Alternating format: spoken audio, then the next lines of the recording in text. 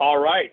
Well, good morning, everybody. I have 11 o'clock, and so we will go ahead and get started because I want to make sure that we've got enough time at the end for questions as they come up. So thank you, everybody, for joining us. I know we've got a lot of members that are still getting everything set up, so I'll talk slowly at the beginning as you get logged in. We're really excited about this presentation today.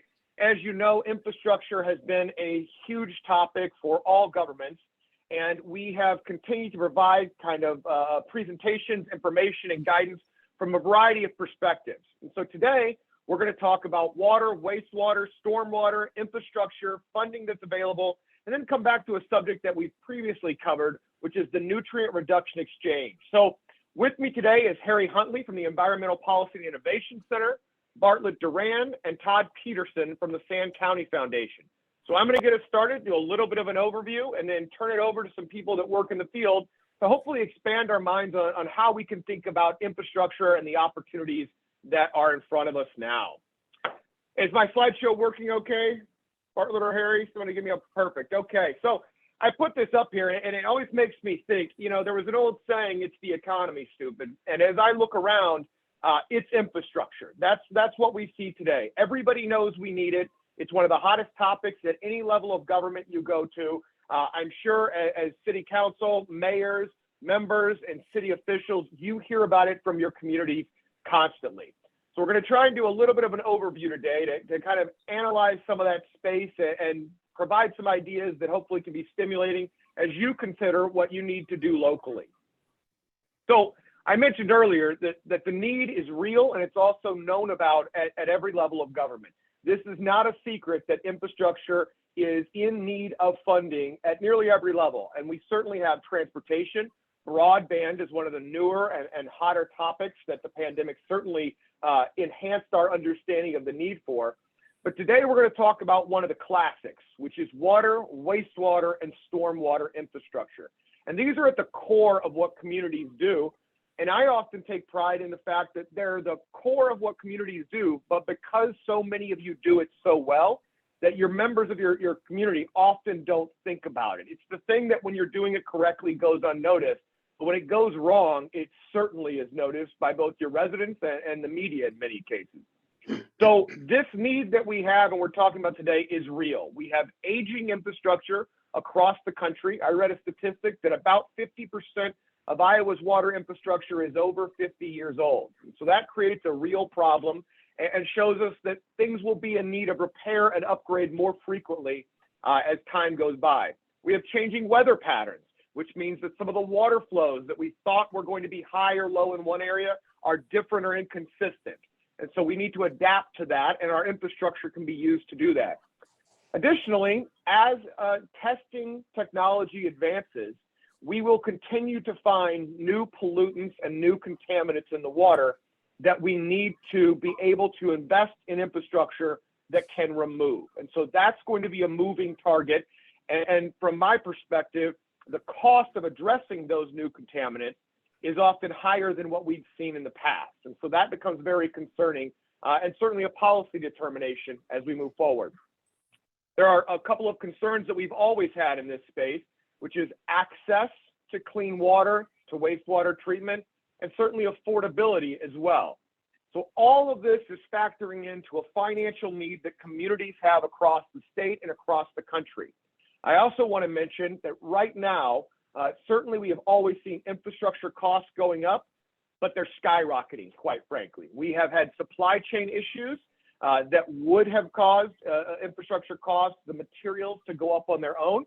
But I think as you'll see, and as we talk about these additional resources that are available to governments, we're likely going to have a time of increased investment in a short period of time. And that's going to cause a lot of people to be buying the same materials right around the same time. And as scarcity comes about, it may be difficult for you to get those materials, or it may be more expensive. And in talking with many of our members across the state, I am hearing that both materials, and that could be the raw materials that go into a construction, it could be replacement valves, that the cost of those are skyrocketing.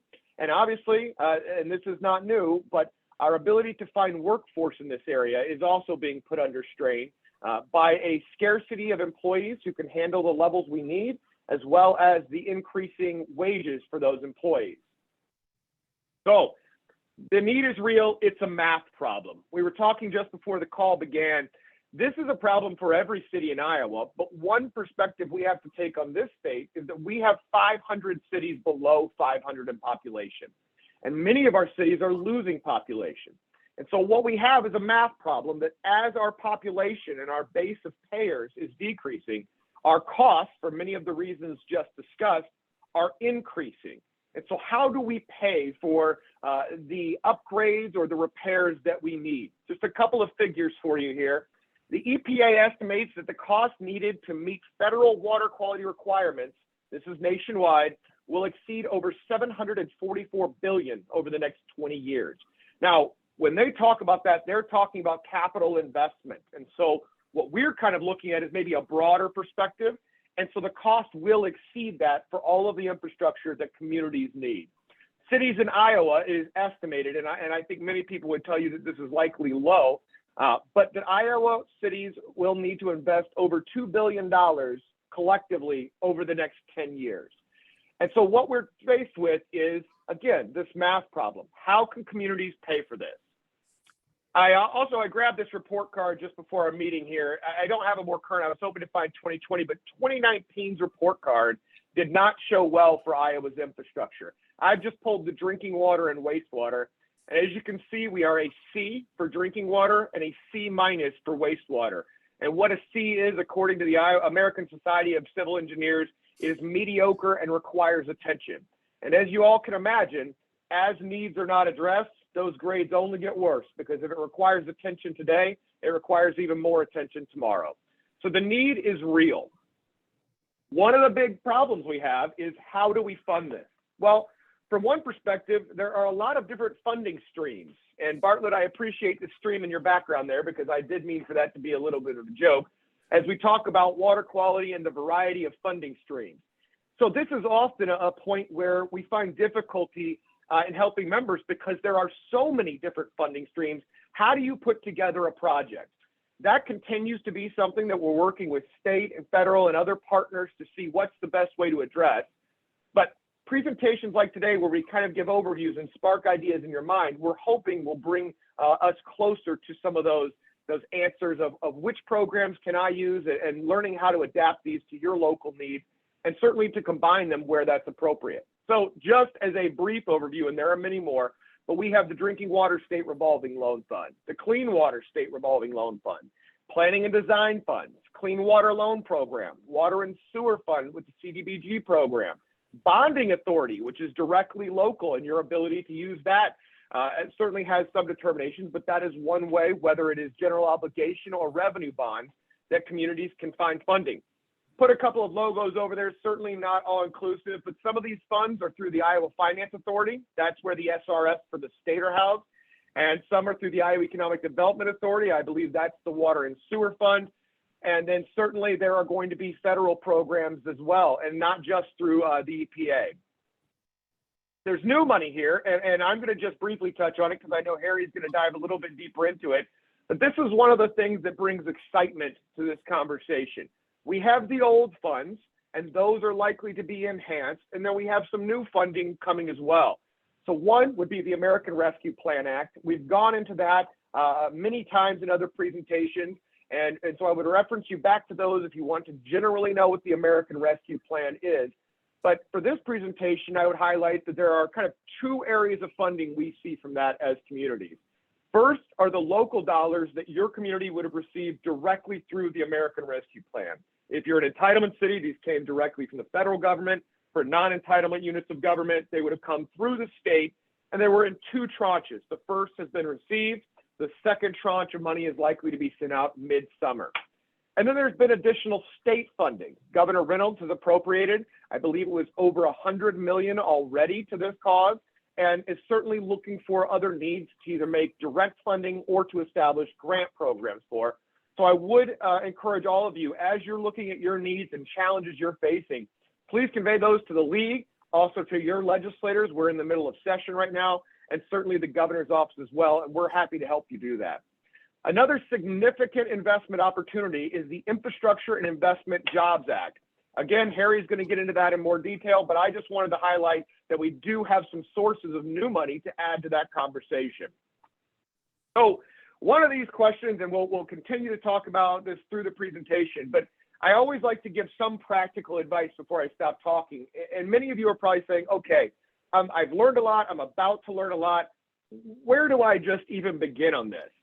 And I think you want to keep in your mind that as we go through this presentation, that you're going to want to analyze your local needs, because obviously anything you do is going to need to be related to what your community needs, what your ratepayers want and are able to provide for.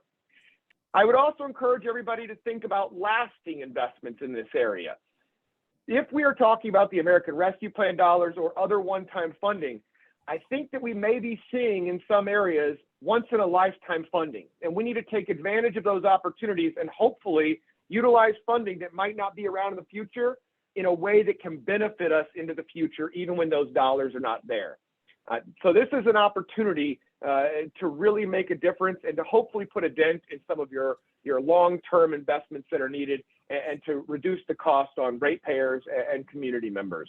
And then finally, and that's part of where this conversation is coming from, is look for partners. I think this is a fantastic way to move forward for everybody, but particularly as we look at smaller and medium-sized communities that want to do things that are larger. So, you may say, well, I'm a small community and I just don't know if we can make an investment that makes any difference, but we want to. Well, in that case, you may look for partners, whether it's other cities in your area, whether it's the county, whether it's nonprofit groups. Look for partners and see. It may help you access additional funding, and it may help you think a little bit bigger than you were prior.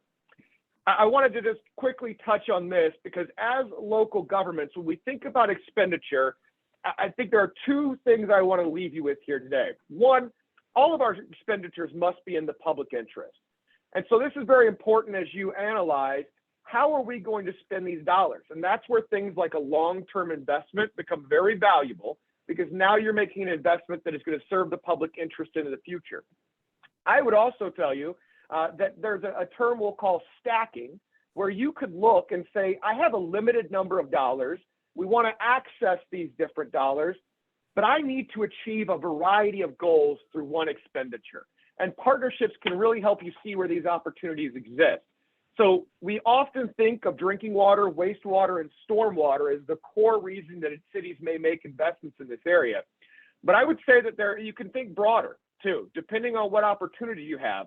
Flood mitigation is something that cities across the state of Iowa know is important and constantly need resources for. What if you could do a project that provides for clean drinking water, clean wastewater, helps mitigate stormwater, helps flood mitigation? What if we can improve environmental water quality?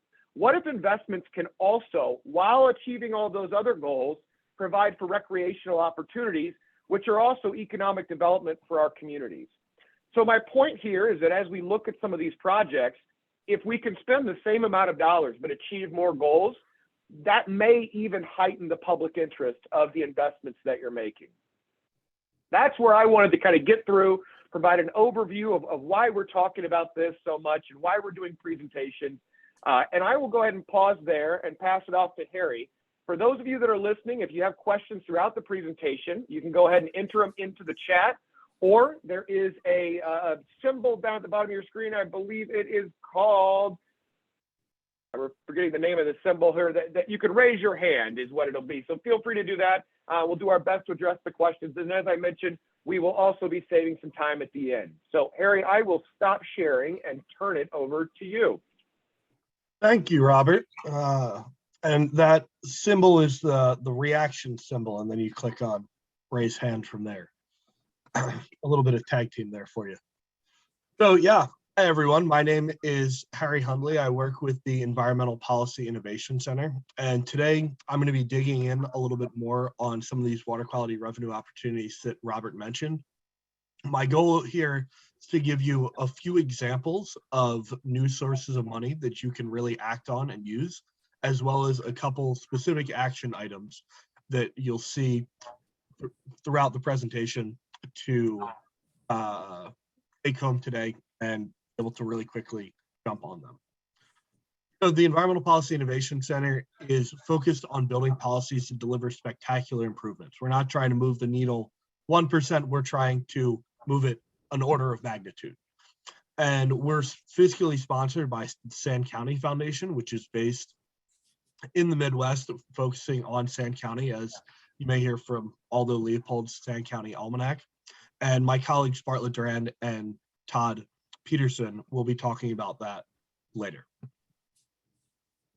I want to start off with this. Ronald Reagan once said the 9 most terrifying words in the English language are, "I'm from the government and I'm here to help." Now, I know a lot of times you guys are local governments, but it really can feel a lot of times that the federal government shows up and they say, we're going to help a stream, we're going to help the rivers, we're going to help whatever. And then you guys end up footing the bill. So I have something new for you here. 9 best words in the English language. I'm from the government, I'm here with money. And that's what I'm going to be talking about today. Not a bunch of mandates, but how you can have opportunities to pay for these. And as Robert said, a lot of this really is once in a lifetime or once in a generation tranches of cash. I'm going to be talking about 2 big bills, and I'm sure you guys have already heard some about these, but I do want to provide a little bit of distinction on them. The American Recovery Plan Act is one of the multi-trillion-dollar coronavirus relief bills that was passed. And this, among other things, gives money directly to state governments and to local governments with the idea that it was going to account for anticipated budgetary shortfalls due to the pandemic. So, normally a state might have a lot of tax money from restaurant sales, and then they didn't because of COVID, and so wanted to make up for that tax money from the federal government. But what ended up happening is they passed this, and then the wave crested, and so states ended up in a lot of cases with actually a budgetary surplus rather than budgetary shortfalls. And so this money, the states have a lot of leeway in how they spend the money. Basically, the only thing they can't spend it on is tax cuts. There are a few other minor restrictions, but really governors are allowed to give this out more or less how they want to. And so you'll see that they're doing that in a lot of different creative ways, frequently around water. Another big bill that, again, you've probably heard a lot about is the Infrastructure Investment and Jobs Act, which has been called the Bipartisan Infrastructure Framework, and then DEAL, and then now it's the Bipartisan Infrastructure Law, but the technical name for it is the IIJA. And that's really focused on physical infrastructure. It funds both specific programs, both new and existing. And as you guys probably know, I'm sure you deal with on a daily basis, the US has tons of aging infrastructure. We heard specifically about Iowa. And so the idea with this is both to fix up some of that aging infrastructure, but also potentially to build the infrastructure of the future. So again, lots of money. ARPA was a multi-trillion-dollar bill, but the money that is just out of the money that has gone to the states, $11 billion has already been allocated for water programs. $11 billion, with lots more to come. You can see this is happening all across the country, everywhere from South Carolina to Iowa. Governor Reynolds recently announced $100 million for water infrastructure and for conservation practices. So I'm going to jump into that a little bit more. Now, American Recovery Plan Act, like I said, is very flexible. It really was meant to replace lost revenue, and so it can be spent on whatever cities and states normally would have spent that revenue on. But thanks to our good friends at the Iowa League of Cities, they found that water infrastructure is actually the most common use that cities are putting their infrastructure money towards. Within Iowa, Governor Reynolds, as I mentioned on the last slide, made an announcement that she'd be using $100 million for infrastructure and agricultural conservation. So that was split into 2 parts, $75 million through the Iowa Finance Authority, which is focused on the first half of that, and then the other $25 million which is going to farmer cost share, and that's called the Iowa Conservation Infrastructure Project. Now, that second one, and I'm going to go a little bit out of order here, the Iowa Conservation Infrastructure Project might not sound as relevant, But really what that means is that it's another source that you can stack. So if you were going to get a loan to do some kind of upstream infrastructure, you could then potentially stack that with these cost share programs for farmers and get additional money. And I'll jump into an example of how that's done later. The watershed protection projects, unfortunately, just closed on applications on February 16th, but we're very hopeful that the governor will see that this program had such high turnout or take up and will potentially fund it again with the second tranche of ARPA money that's going to come through. But these are exactly what we're talking about here. That $75 million was going to green infrastructure and hydro modification, meaning streams. And it really is precisely what I work on and what we would love to see more money going to. Now, the Infrastructure Investment and Jobs Act has further $55 billion just for water infrastructure. This is a huge amount of money, and it's going to be felt in every state. I mean, imagine if your state got $1 billion, how many projects they could fund. So I'm going to talk about a couple of different programs within the Infrastructure Investment and Jobs Act. There's really hundreds, and certainly, well, there's thousands in total and dozens that are relevant to wastewater utilities. But I'm just going to focus on two right now that are pretty different. The Building Resilient Infrastructure and Communities program. This is a $1 billion program for FEMA. This is a program that already exists, but it got an extra $1 billion in the infrastructure bill.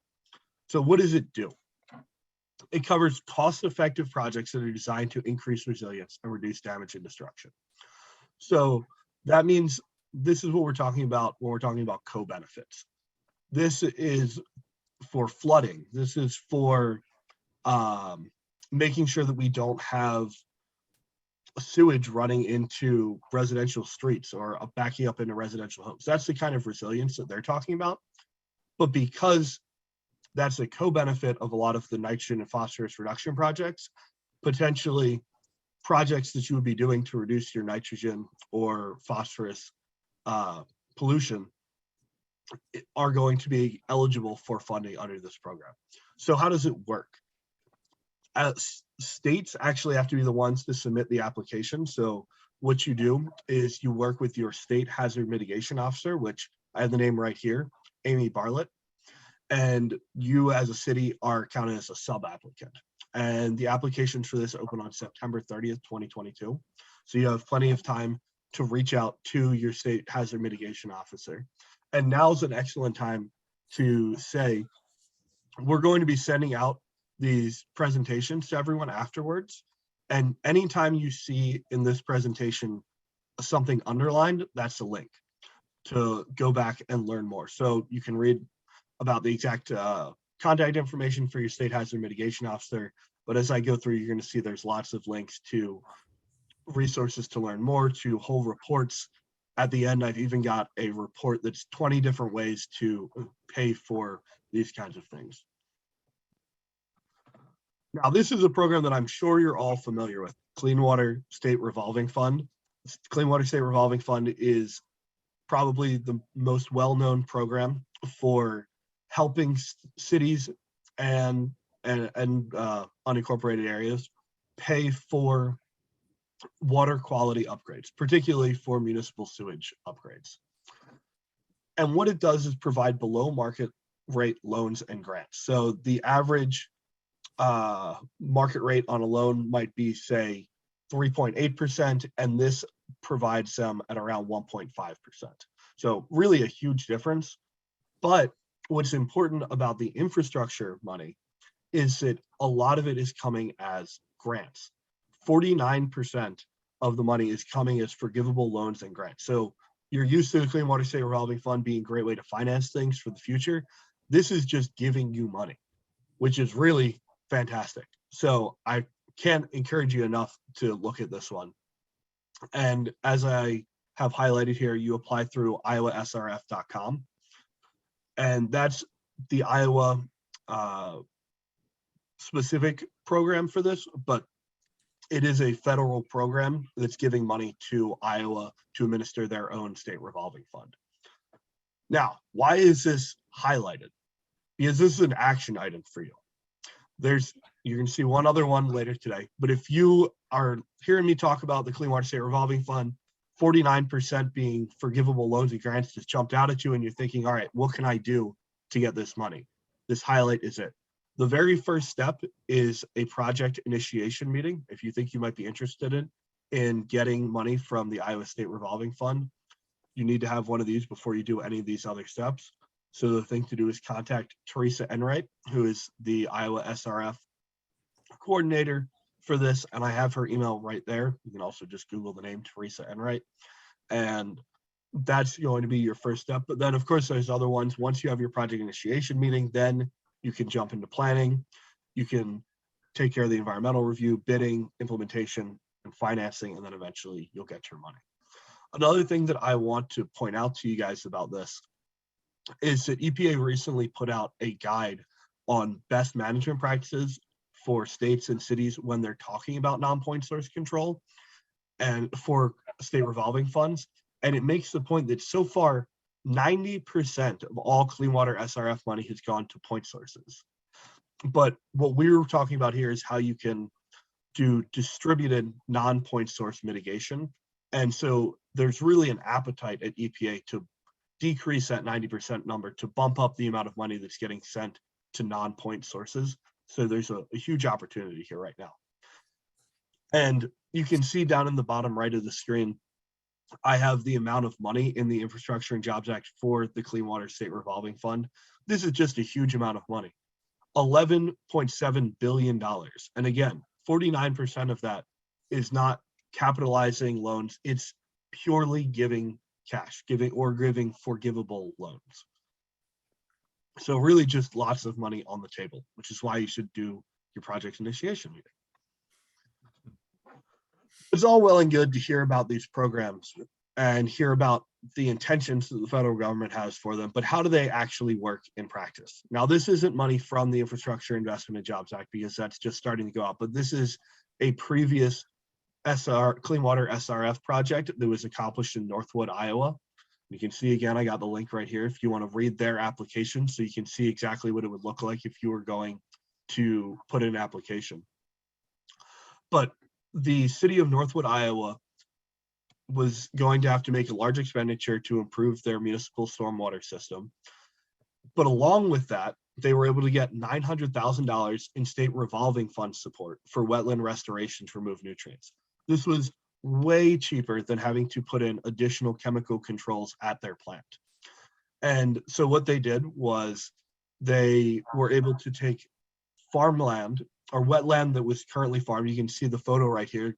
And if some of you guys have gone out to farms, I know I have, and I've seen sometimes you'll have a beautiful field of corn and you got just this big gross hole in the middle of it where the farmer's not making any money and it's just degrading the soil and not really helpful for anyone. So they were able to turn those farmlands that aren't being productive into CREP wetlands. And this picture is actually from Northwood's application that they were able to get this money by showing the state, this is really what we're going to do. This is how we're going to benefit our waterways while helping farmers. So what they ended up doing was enrolling the wetlands in IDAL's Conservation Reserve Enhancement Program. This is a program of the federal government, but it's run through IDALS. And the idea with CREP is that it's for land that's really conserved in perpetuity, whether that be woodlands or wetlands, but that's farmland that you're taking out of production, typically unproductive farmland. And because they were able to do that with IDALS and other non-point source matching funds, they were able to take that $900,000 from the state revolving fund and up it to $2.1 million. So really we're able to get a ton of money to implement this project because they were willing to do something out of the norm. And you can see this is crazy cheap for removing nitrogen. They were able to do it at 23 cents a pound, which is on an order of magnitude cheaper than their options were to do it chemically at the source. So again, I told you guys earlier, all of these underlines are links. Anywhere that you see this being underlined, these are each different resources for you to learn more. Everything from talking about ARPA and what that money can be spent on to a CRS report on wastewater funding. But one of the best ones here that I think I can point to out of all 5 of these is this bipartisan infrastructure law guidebook. Rather than being focused on any one specific program, what you do is you go to that guidebook, you look at wastewater, and you scroll down to that section, and then every program that could potentially fund wastewater improvements is listed. And believe me, I've looked at it, there's dozens of them. So it's really a fantastic resource, and it lists who you need to contact. And of course, if you go and you look at that and then you still have questions, come to me and Todd, or go to Todd, and we are happy to help you navigate it even further. And then I'd be remiss if I didn't plug our own personal explanation of how you can pay for things. This was a report written by my boss at the Environmental Policy Innovation Center, Tim Mail, our executive director, along with somebody from the Aspen Institute. And it's called 20 Ways Cities and Water Utilities Can Pay for Water Quality Improvements on Farms. It's exactly what it sounds like. There's a list at the beginning of all the different ways, and you can just go through and look at them. So this is your second action item here. You can see you've got this nice teal or whatever, aquamarine, I don't know, highlight here. And so you can take a look at this. It's a very easily readable document. It's the kind of thing you could just flip through on your lunch break. So I'd really highly recommend taking a look at that. This is my contact information. If you have any questions about these programs, I'd be happy to talk with you about them. And what I'd especially love to hear is if you end up getting any of this money, and let me know how it would be, how some of these programs could be done better. So with that, I'm happy to take any questions, and then I think I'll turn it over to Bartlett.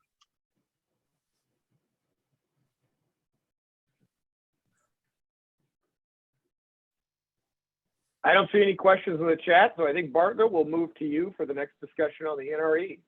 Great. I gotta find it. Where did it go? There we go.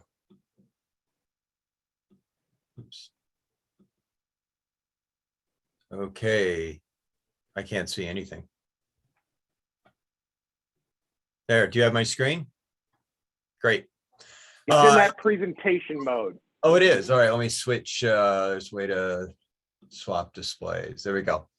Should be better now.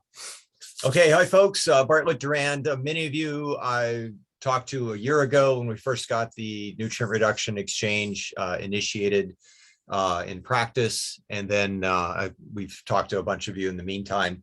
Glad to see some old friends here. I'm just going to run through to remind everyone how to initiate certain programs so that this money will make more sense when it comes into you. Sand County Foundation, if you remember, we're a nonprofit. We are funded by the Walton Family Foundation for this project. So all the things, every time you talk to me, I'm free to you. So don't worry that I'm not trying to sell you on anything, at least for my own financial needs. We're about empowering landowners. So we're one of the few, if not only nonprofit that is solely focused on working lands. And it's all based on Aldo Leopold's Sand County Almanac. If you haven't read it, it's a magnificent book. It's his observations of wildlife and the ecology on the land and understanding humans' place in the greater world. It's quite something. Our basic concept is conservation can accomplish its objectives only when it springs from an impelling conviction on the part of private landowners.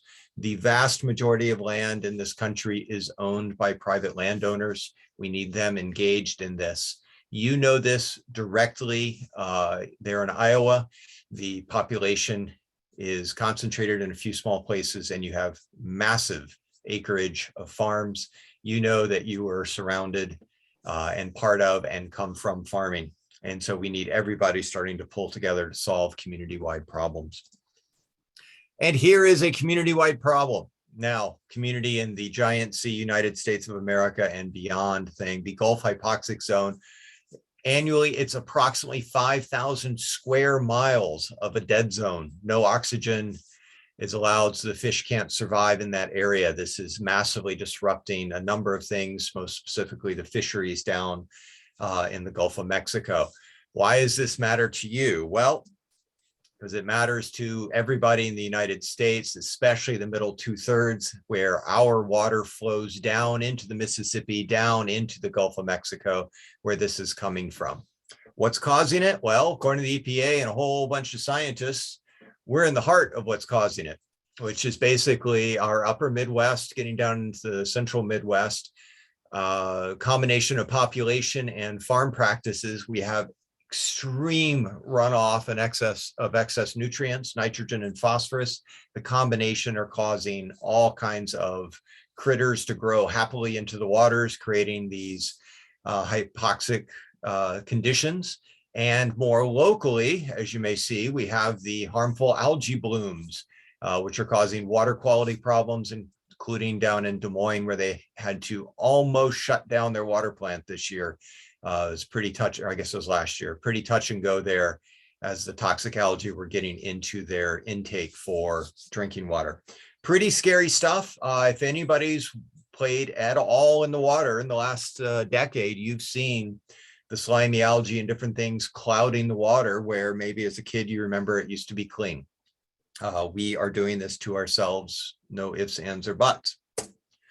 So what's going on? Well, EPA brought all the states in this Mississippi River Basin, which again is kind of the middle 2/3 of the state, together. And so we got to figure this out and how to get the nutrient out. And Iowa is one of the leaders in this and came up with an Iowa nutrient reduction strategy.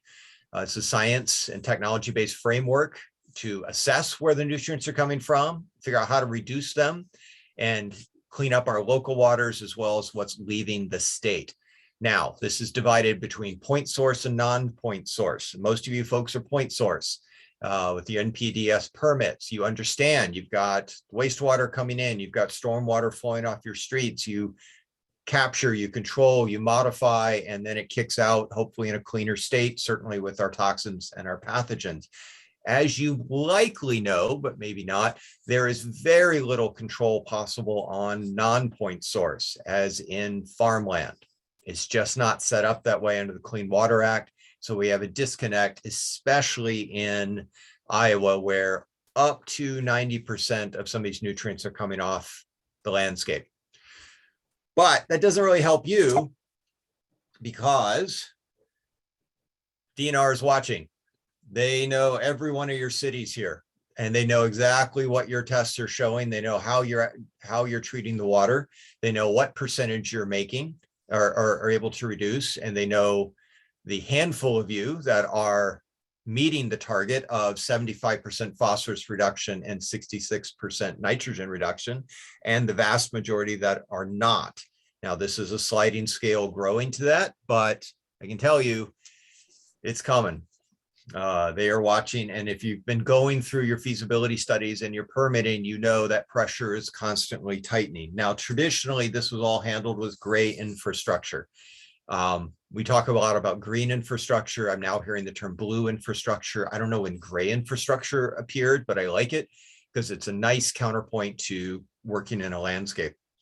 This is what most folks in the wastewater treatment plant world know is gray infrastructure, pipes and treatment vats, adding chemicals, doing lots of measuring, as I say, lots of things you can kick. This is great in confined areas, but again, you're a small piece of a much bigger puzzle. What we're trying to get you to do is think at a watershed scale. We all live in a watershed. That's just geography or geology or both. And so as you focus from your exact place where your plant is, where your houses are, where your offices are, and you think about where that is sited within the greater landscape, where your food comes from, where your water comes from, it opens your mind to think outside of political boundaries, to think outside of city boundaries, think outside your plant walls, and it gives you more opportunity to go out there. That's very important when we come back to the financing, because as you apply your funds, you will find when you go out in the landscape, you can leverage that for a multiplier effect and get a lot more money coming in to solve a limited need for you, but greater need for the entire community. Our project started in Wisconsin. They have two programs over here. Where I live, we have adaptive management and we have water quality trading. This came out of necessity. Some of you may have heard of numeric standards. In Iowa, there's kind of a push to get to 1 milligram per liter of phosphorus, and I think it's 10 milligrams per liter of nitrogen. In Wisconsin, our phosphorus level is 0.1 milligrams for phosphorus, and in some areas 0.075. So think about trying to hit those numbers with your gray infrastructure plant. It's almost impossible. So what happened out of necessity was this idea of doing water quality trading and adaptive management, which are flavors of the same concept, which is going into the landscape and working with farmers or landowners to stabilize soil, to reduce runoff, and to take phosphorus and nitrogen out of the waterways before it hits or is treated as soon as it hits. Standard things, those in the farming world know these pretty well: cover crops, reduced tillage, nutrient management plans. You can do soil stabilization around creeks. You can do buffer strips. You can do treatment wetlands. There's a whole series of these things. What's important is to remember one size does not fit all. You can go in and you can cover crop. Well, cover crop's probably a bad example. You could, put a saturated buffers on every farm, and the effect of each of those would be wildly different. Here's a study we did a few years ago on the cost effectiveness based on a 25 pound per phosphorus payment. And it was wildly all over the map. The results on how effective each one was, very farm specific. This is important because Iowa has, as you're going to see, has taken a very farm specific, field specific approach to how you can claim credits. So what we came up with is a pay for performance program in general, which is basically you work with farmers, you say, I need phosphorus reduction. Farmer comes up with you on the best way to get phosphorus reduction. So it works well on their farm, you get what you need. You don't necessarily need a buffer strip on their farm, you need phosphorus removed from the waterway. Let them help you figure out how to best do that. So here's what we have in Iowa. This is the program. We're over here. So here you are, you're the city and the wastewater treatment plant. You right now have a permit coming from the state DNR to you. You have your NPDES permit and they mandate certain things you must do. What we are doing is creating an agreement, a memorandum of understanding that goes two ways, that says they will now allow you to engage in, for an extended period of time, the nutrient reduction exchange, which opens the door to work in the watershed. So now you get to work in the watershed with your farmers or groups of farmers or third-party aggregators to purchase credits from them to offset your own nutrient reduction needs. So if your plant is functioning and keeping the pathogens out and meeting your permit, but you're struggling to meet your nitrogen and your phosphorus reduction targets, you can use this to turn to the watershed and find partners. So a much more cost-effective way to do it.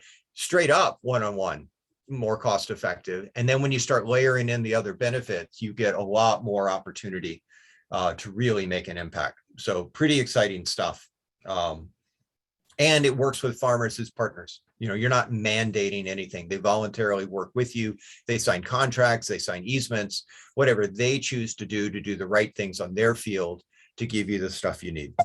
There it is. This all starts with a memorandum of understanding. Here's one we did. Actually, we're initiating in Illinois, the same model, but this is the Iowa base model, which is an agreement between you and your city and the DNR. Just open the door and let you do it. It's about 8 pages long. It is setting forth the framework to engage in this type of work. It is still voluntary on both parts. DNR is allowing you to do it for an extended period of time. They have a termination years out. You get to do it or not. It just allows you to do it. You have the game set in front of you. You can play or not. It just starts getting people thinking in the same direction. All of this lets us start working on the best strategies, not just gray infrastructure. And you will find there are a lot of strategies that can help For example, in Des Moines, that's not doing this, but their drinking water, they know they have a drinking source water problem. So they are looking at a number of strategies, new wells, new catchments that are protected, and working upstream to protect the amount of nutrient in the water. Multiple strategies to find clean source water. Same thing with you, whether you like buffer strips, whether you like prairie strips in the middle of fields, whether you like cover crop programs, whether you like pond stabilization or stream bank stabilization, whether you like treatment wetlands. There's so many things you can go into. Coming up will be a series of emails we'll send you about examples going on in Iowa with quick little videos about it. And we're hoping to have another webinar in a couple months talking about examples in Iowa of what cities are doing in their watershed. It's pretty inspiring. This is the NRE. One thing to keep in mind when you're working with your farmers, the general location, and I can't remember how detailed it gets, but it's public. Some farmers don't like it, so be aware of that when you're entering into this. For the most part, nobody really cares when you get to this stage, but there it is. But it is tracked. This is the Army Corps of Engineers Rivets program they do for wetland mitigation or wetland banks, mitigation banks. They've adopted it for Iowa. Thank you, League of Cities, so that you have a tracking tool that DNR and the public and you can all follow to make sure that everything is on the up and up. In Iowa, I don't have to tell you, this is no surprise, flooding has been a problem.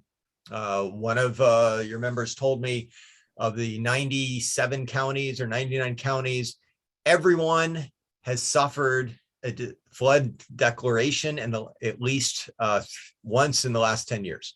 Everybody's been affected by flooding. It is a major thing. Now, here's the really cool thing.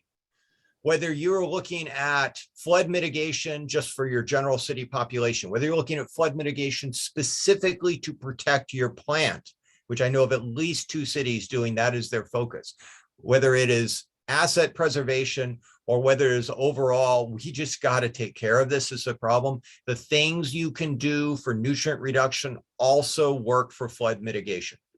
And this is where you get stacked benefits coming into play. And there's a lot of money for flood mitigation. I think Harry touched on $1 billion going into disaster mitigation prevention. This is it. You can go do upstream flood mitigation and take that money and use it with your own stuff and apply it for nutrient reduction going through your plant. It's really exciting stuff.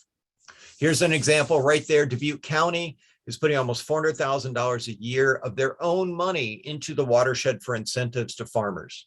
They're looking for flood mitigation, they're trying to protect the river, and they're working on recreational opportunities.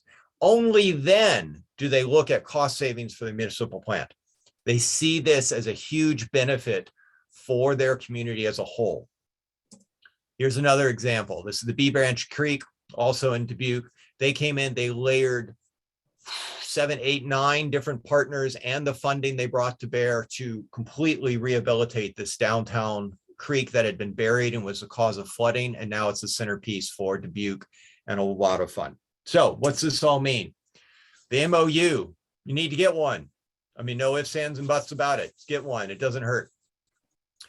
It provides a currency that allow you to trade into the watershed for nutrient reduction. It starts working on partnerships. It opens the door for you to bring your expertise, your interest, your city personnel, and your money to leverage to get many, many enhanced benefits coming back.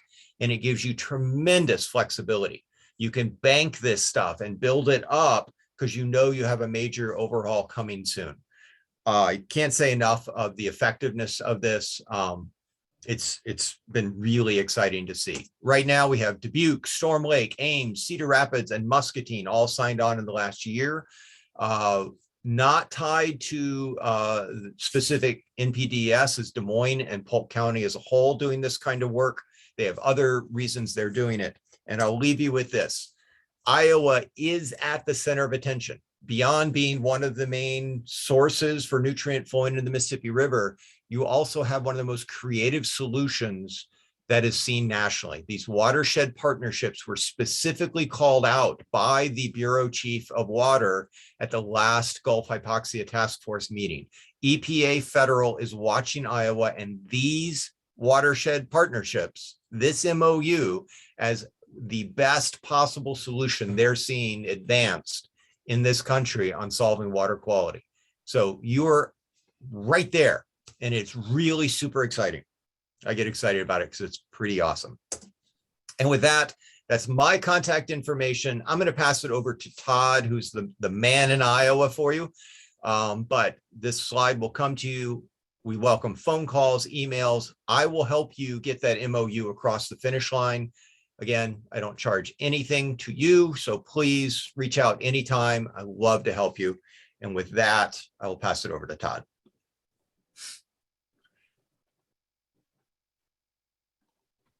I need permission to share my screen from somebody.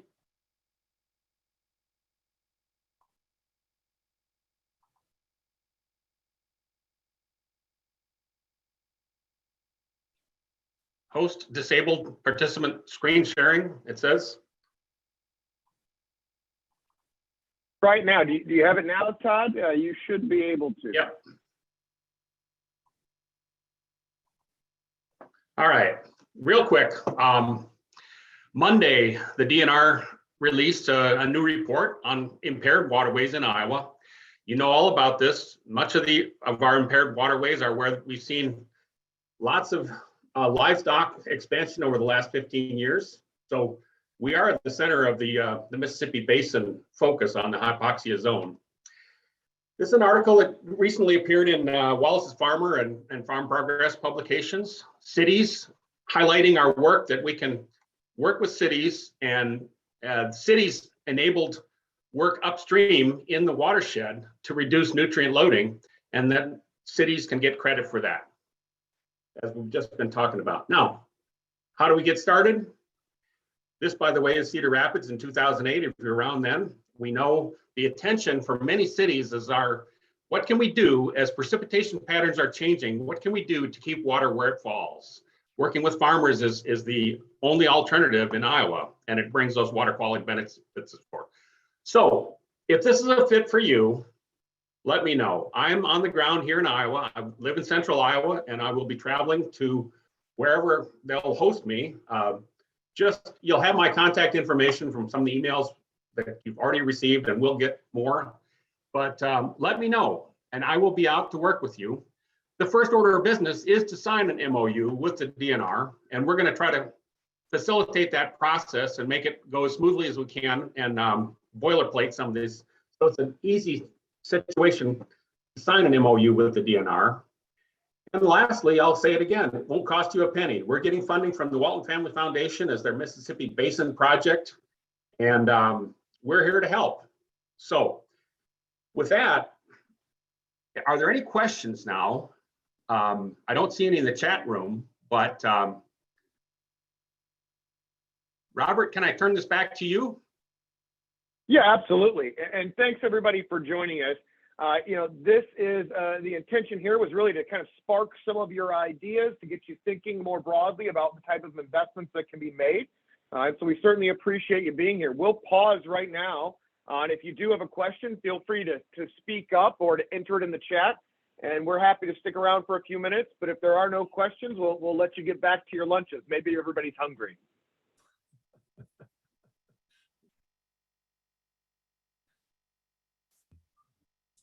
All right, well, I'm giving it a minute here, and I'll talk slowly just in case anybody's rushing for that unmute button. But if not, thanks for joining us. We're going to have an email going out with a series of resources, and I think the contact information has been provided here. We'll include that as well so that you know who to contact with any questions. And thanks for joining us. Have a great day.